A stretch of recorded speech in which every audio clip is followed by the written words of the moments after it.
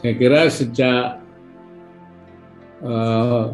munculnya atau berkembangnya wabah COVID-19, ini kita di dalam bekerja itu mengalami perubahan. Ya. Wah, yang biasanya kita sering rapat-rapat, menghadiri ada kegiatan-kegiatan. Sekarang ini dilakukan dengan virtual semuanya. Ini pasti perubahan. Ya. Sehingga tentu ini juga dirasakan oleh semua pihak.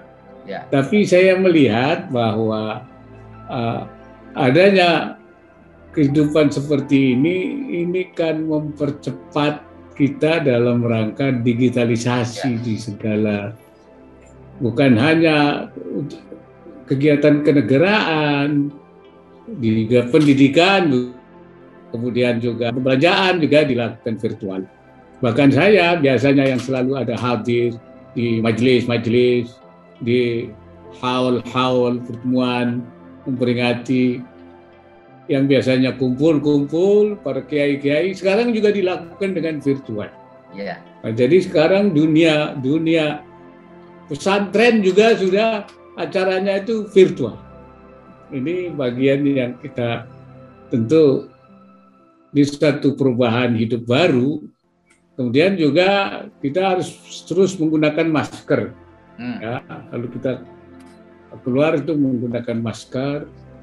Kemudian kita juga menjaga jarak, 3M lah. Jadi ada, bahkan dengan saya sendiri, cucu saya itu kalau datang ke tempat saya itu dia harus PCR itu. Oh gitu ya Pak Pres ya? Iya. Jadi cucu saya yang belum mau di PCR terpaksa nggak bisa bertemu dengan saya. Hampir tapi 1 tahun. Bisa bertemu lewat virtual Pak Wapres ya, kalau nggak mau di ya virtual ya? Terpaksa virtual. Belum bikin misalnya ulang tahun, pakai virtual. Nah, Inilah situasi yang kita alami sekarang ini, banyak perubahan-perubahan yang tentu merubah tatanan kehidupan kita. Dan juga karena biasanya orang kan selalu ingin berjalan-jalan. Ya. Weekend terpaksa kan harus dikurangi. Ya. Harus dikurangi. Oleh karena itu banyak orang yang kemudian dia bapak-bapak yang dulunya hanya bisa makan di warung, sekarang pintar masak. Banyak bapak-bapak yang pintar masak itu kan. Jadi ini juga melatih kesabaran kita untuk bisa menahan diri dari keinginan-keinginan kita yang tanpa batas.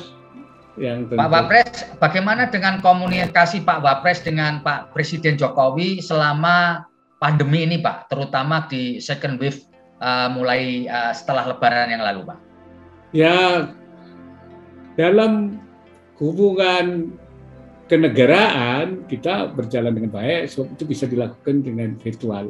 Sidang-sidang kabinet terbatas juga, kecuali ada hal-hal yang seperti hal-hal kenegaraan yang tidak mungkin, seperti tadi pagi misalnya, itu ada pemberian penghargaan, terpaksa saya hadir di istana dengan orang yang terbatas.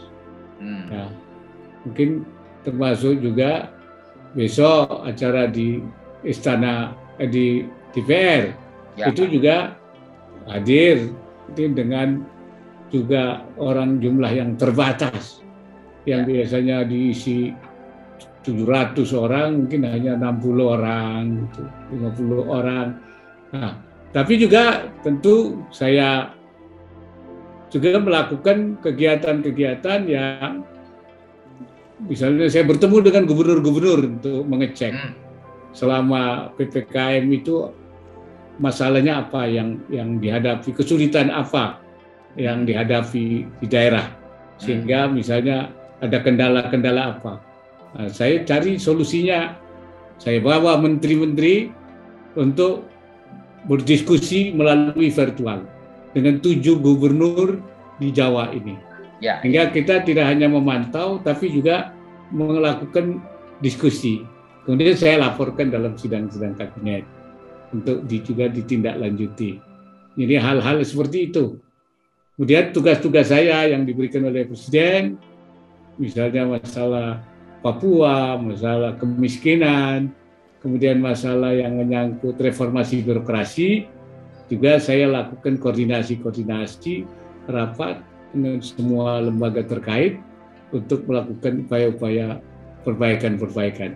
Ini saya lakukan juga semua dengan virtual, ya. Tapi komunikasi tetap jalan. Saya laporkan dengan Presiden hal-hal yang sehingga saya alhamdulillah komunikasi dengan Presiden selalu baik, ya, selalu berjalan dengan bagus.